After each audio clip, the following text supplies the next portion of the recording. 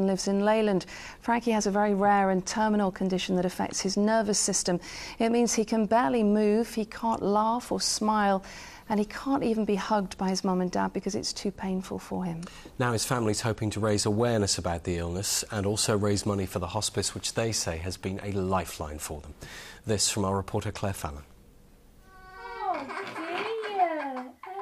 It should be the most natural thing in the world to pick up your baby and cuddle and comfort them when they're upset. But for baby Frankie, rather than soothing him, a hug causes terrible pain. Diagnosed with a rare condition called Krabbe leukodystrophy, his body is simply too fragile for him to be held. He just screams out in pain. So at the moment, I mean, his dad only picked him up, I think, a couple of days ago, and he absolutely screamed, and it was so upsetting. Krabbe disease affects just 1 in 100,000 babies. At first seeming to be fit and healthy, within months the symptoms start to take hold. Most children with the disease don't live past their 2nd birthday. We just say that Frankie is Frankie, and we just never think about what he could have been, because this is what he is, and he's, you know, he's fantastic, and we love him as he is, so.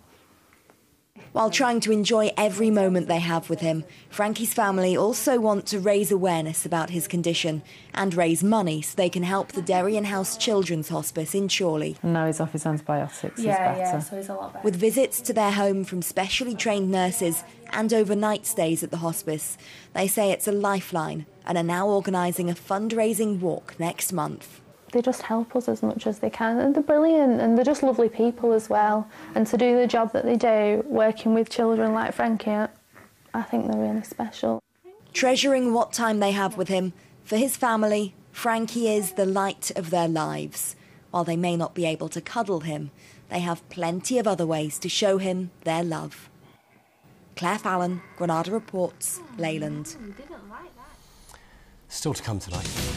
Rising star, the teenager teeing off in the biggest event in women's golf. And we meet the young mum who entered the Dragon's Den and came out on top. Well, more than 50 years after it closed, a part of Liverpool's famous overhead railway was back on the waterfront earlier today.